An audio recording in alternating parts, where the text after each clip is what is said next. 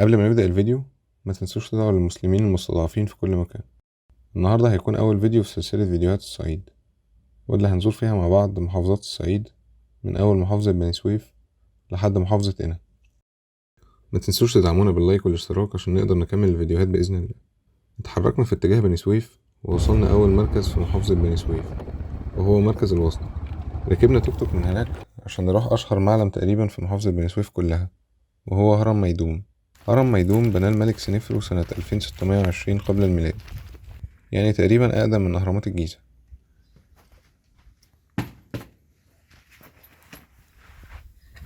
دخلنا جوه الهرم، ورغم إننا كنا في الشتاء بس الجو جوه كان دافي.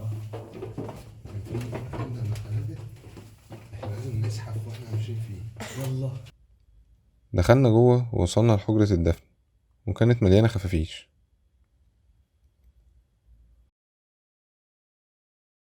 بعد ما خرجنا لقينا المنظر من فوق تحفة. كانت الصحراء في ناحية والمزارع الناحية التانية، ويمكن لو كان الجو صافي شوية كنا نقدر نشوف النيل كمان من فوق.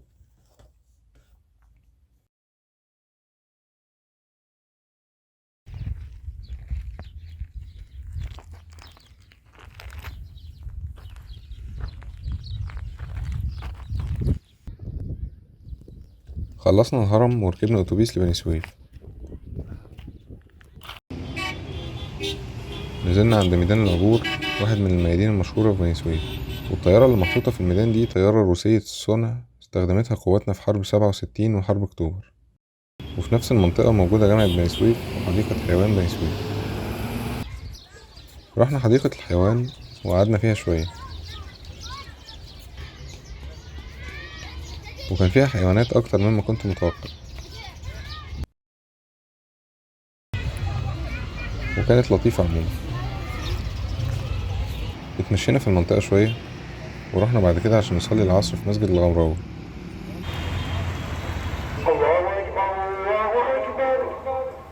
وده اتبنى سنة 1896، وبناه مصطفى كامل الغمراوي، وده كان واحد من الأغنياء وقتها.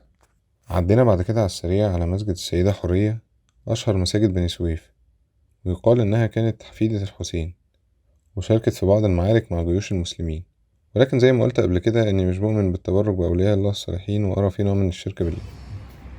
وأخيرا وصلنا أجمل مكان في بني سويف، كورنيش النيل. كورنيش بني سويف تم تطويره سنة 2021، وبصراحة اتعمل تحفة. جبنا الغدا من مطعم مشهور في بني سويف اسمه 23 يوليو، وأخدنا الأكل على الكورنيش. للأسف مرضوش يدخلونا جوه الكورنيش بالأكل، عشان تقريبا يشغلوا المطاعم اللي جوه. وسمعت إن مؤخرا لو حد عايز يدخل بأكل من بره بقى يدفع 10 جنيه، فاضطرينا نقعد ناكل فوق. الأكل ما كانش أحسن حاجة، كنت متوقع المطعم ده يكون أفضل. الفراخ كانت حلوة بس باقي الأكل كان أي كلام للأسف. المطعم أسعاره كويسة وبيعمل وجبات حلوة، بس أتمنى إنهم يحسنوا الجودة. خلصنا أكل ودخلنا الكورنيش.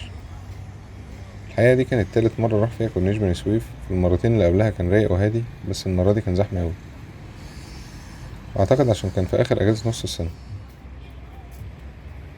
بس رغم كل ده القعدة هناك كانت جميلة كالعادة. بعد المغرب الدنيا بدأت تفضى شوية،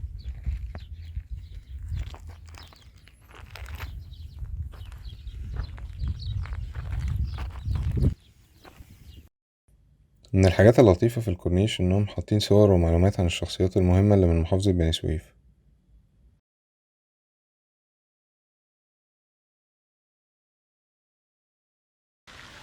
ومن الحاجات الجميلة هناك برضو النافورة، بس أتمنى يزودوا وقت تشغيلها شوية عشان بتشتغل مدة قصيرة أوي.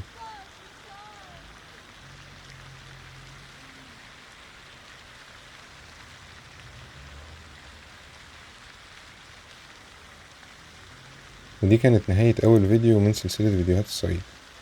متنسوش تدعمونا باللايك والاشتراك، واستنوا الفيديو الجاي من محافظة المنيا بإذن الله.